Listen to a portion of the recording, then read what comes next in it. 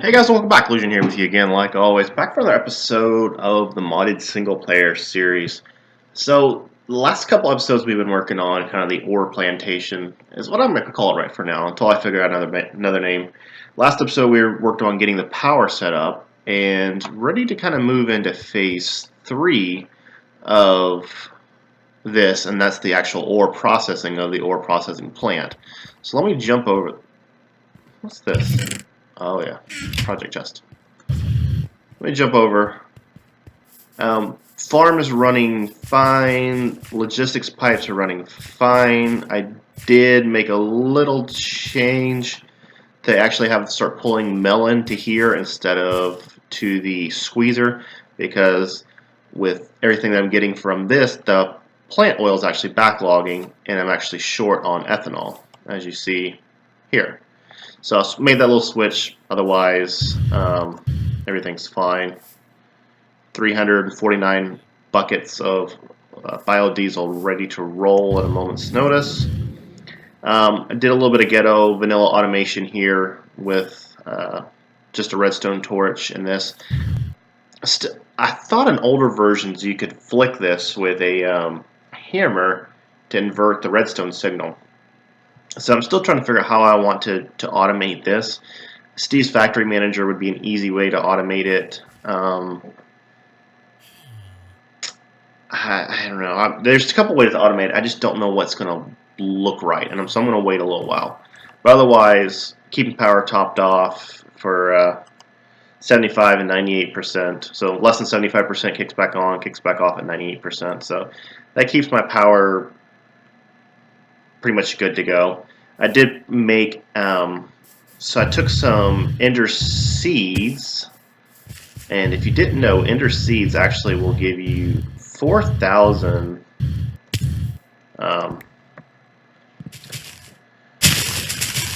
millibuckets of resonant ender. So I threw one into the smeltery and actually started making some endstone right here. So these things will grow a little bit quicker. And then as they kind of grow, like that's at 29%, 29%, you know, as they're kind of on the lower stages of growing, then I will just come back and replace them, because they will grow quicker on not the dirt. They will grow quicker on endstone than they will on regular dirt. So just that's kind of like a work in progress. I'm not really like super gung-ho, and you can see we're still getting a little bit positive on ender pearls, which is awesome. So I made some resonant ender and some endstone, and then I took a little bit of that resonant ender and actually made a furnace, and that's what's actually been making my materials to start the actual building. I've been making burnt limestone from magnetic craft because I like the way it looks. And I already got kind of a floor kind of ballparked out, and this is kind of where the machines are going to be. And speaking of machines, starting to make the magnetic craft machines, because that's what we're going to do, basically all magnetic craft for the ore processing. And depending on how many machines you send it through, you can get up to triple the yield. So I'm probably going to set up most of this off camera, and then I'll come up and kind of do some of the wiring. But the cool thing is you can shift click on it, or you can just right click on it and it'll kind of give you some ghost images, so you can kind of see what you need. And so that's a sifter. So it looks like I need to go back and get some more of those, and then I have I have crusher controlled, grinder control. I've made a little bit of cable because I didn't know how much things need. Made a few IOs. I didn't grab I grabbed that energy, but I didn't grab the IOs out of the network, which I was just making as I started recording.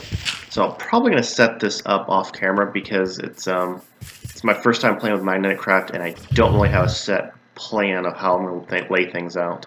Yeah, they are. Shoot, what were they called? I know there's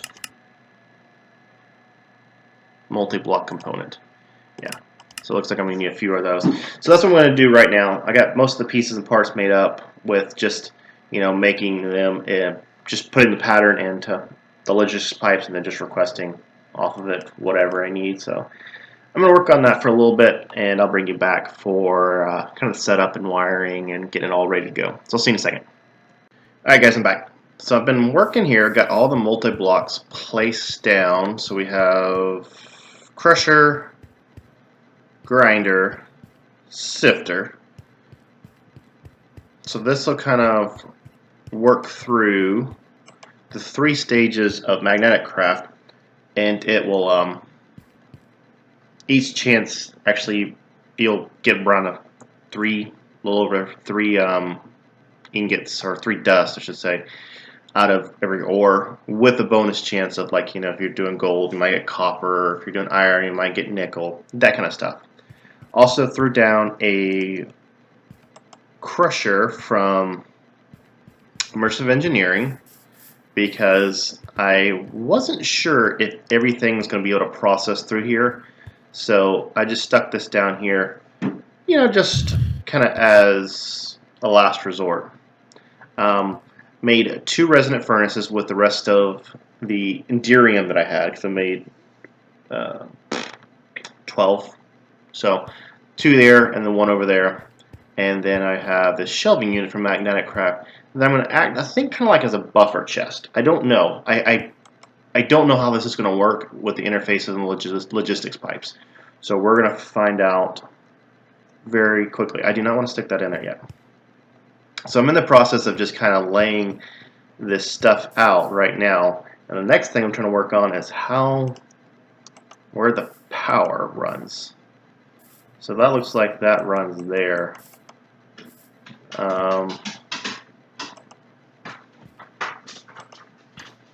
Yeah, that looks good. So maybe I can just run power like so.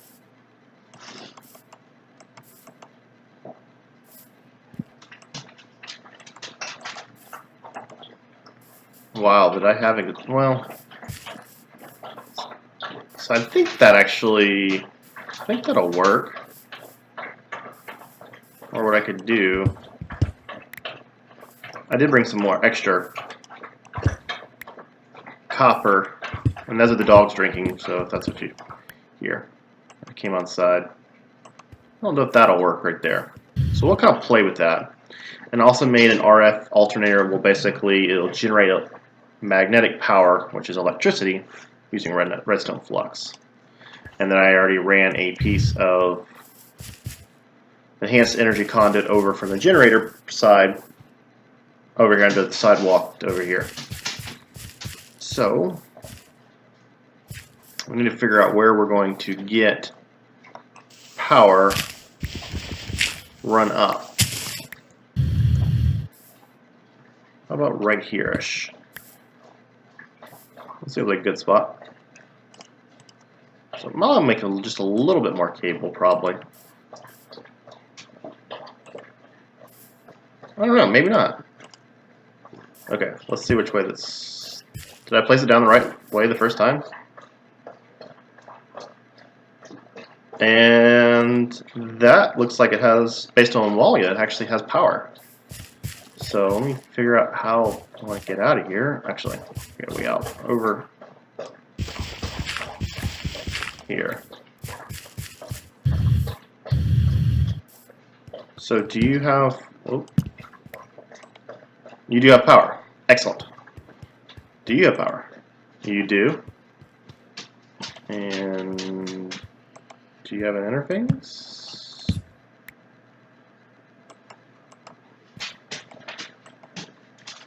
I believe those are like speed. Well,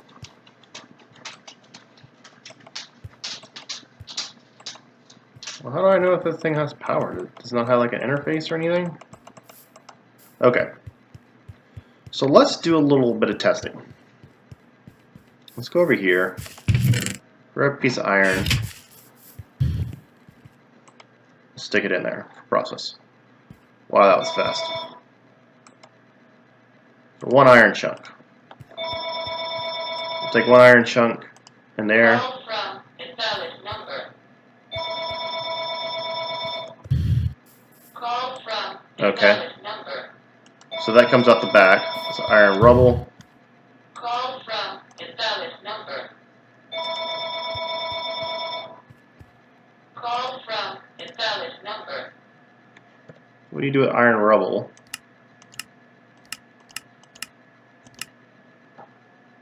The grinder.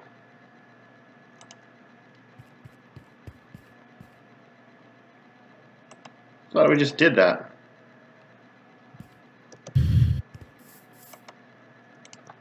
Comes out the rubble.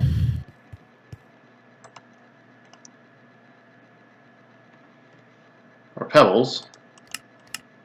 Okay, so you know, you can go through the sifter.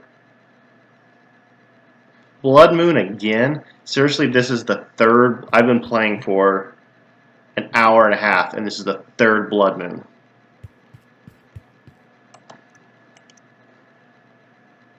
Oh, wait a minute. I got an idea. Before it gets too crappy. Aha! And 3 iron dust.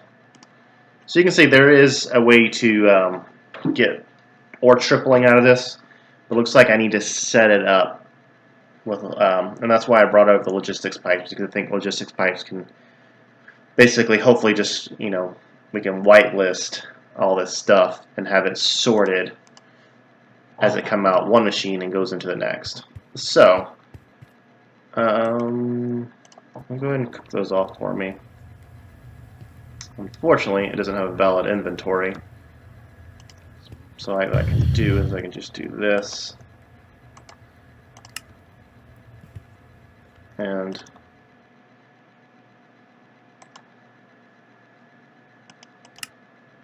they go there. Okay.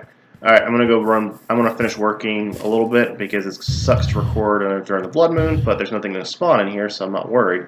But it just sucks to record. So I'll be back once the Blood Moon's over, and I'll do a little bit of tweaking over the night cycle. So see you in a second.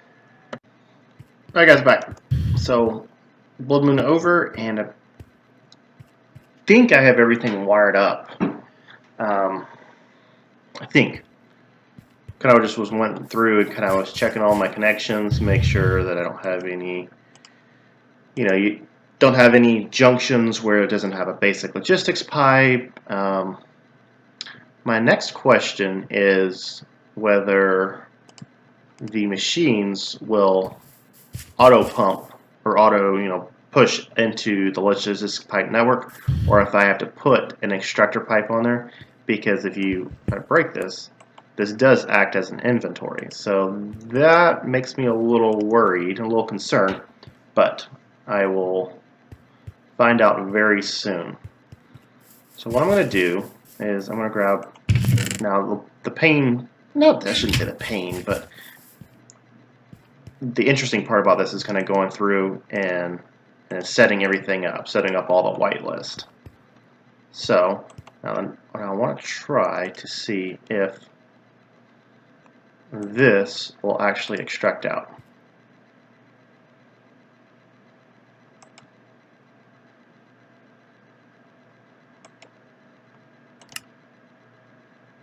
Okay.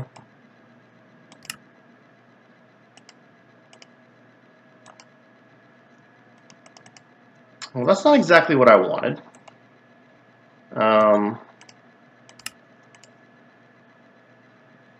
Okay, so it looks like it has separate inventories. I'm going to have to keep that in mind. So that should go there. Go through the grinder. And looks like it did not pump into there. Okay. So what I just need to go back and grab a handful of extractor pipes or extraction modules, which is not too bad. So should have tested that, but that's okay. So we're going to need 1, 2, 3 extractor modules. All right, be right back. All right, we're back. So quick fix, just swapped out for some Mark 1 chassis pipes and just some Mark 1 extractor modules. not too bad. And then I went ahead and pulled out that iron chunk. So that should route to here. Correct? Alright, so let's grab a look. And I'm playing with an idea right here. I think these are separate inventories.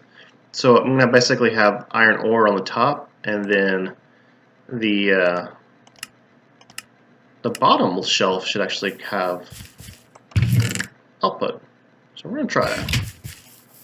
Alright, so top shelf, that should extract out. So we should go into the first machine, and the extractor should yank it out and send it off to the crusher. You can see that there.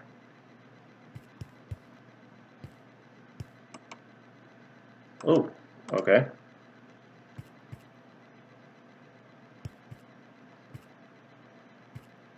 Excellent. Okay. So it's going back to the default route because it doesn't know where to send it, which... Yep, that... Oh. Cool. So yeah, so they did show up there, and you can see it is a separate inventory. Fantastic. So what do we do with rubble? Rubble we can either smelt down, or we can send it back through the grinder again. So it looks like it needs 2 stages of grinding. But remember, I'm only going to be doing this for the ones that I want to get ore tripling out of. Otherwise, I can just send this over to the furnace to get cooked. No big deal. Okay. So I'm probably not going to want to ore triple iron because you get so much iron. But right now I'm a little bit of iron shortage, so maybe I should. So I don't know what I should do. So, I don't know.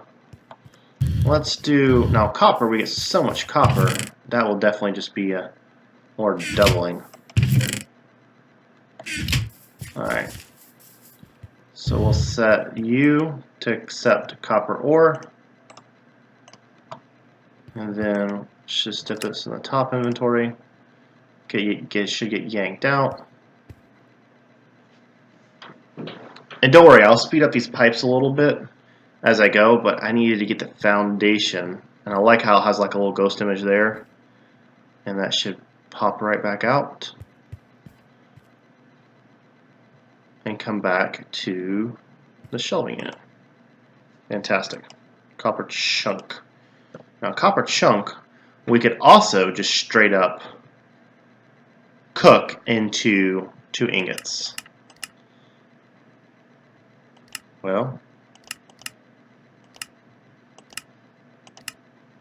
yeah. I wonder why in the alloy furnace, alloy smelter, it only gets you 1. That doesn't make sense. So I wonder what would be worth it just to send it through. So if you send it through the grinder, you have a 5% chance of another dust and another gold. So yeah, let's do that. Let's definitely do that.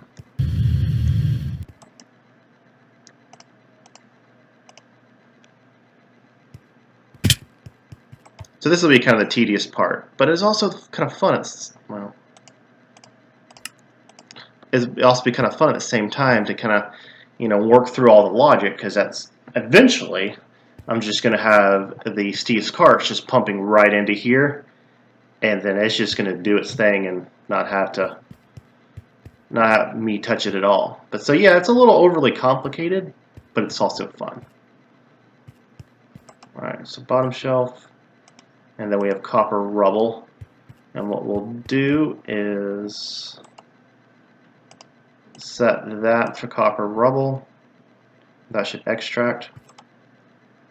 So we should send that there. And I don't have any augments in here, so it's a little slow, but I got it resonant already. So it's ready to do. And then we have 2 copper ingots out. Fantastic. Alright, so what I'm going to do is I'm going to spend the next hour or so getting all the ore set up, putting some walls on this thing and making it look a little bit prettier, and then we'll be back for next episode to start a new project. So hopefully you guys enjoyed this little build that I did. If you got any suggestions, especially when you use magnetic craft, because it's kind of the first time I've ever used it, please send them on. Otherwise, have a great day. See you on the next one.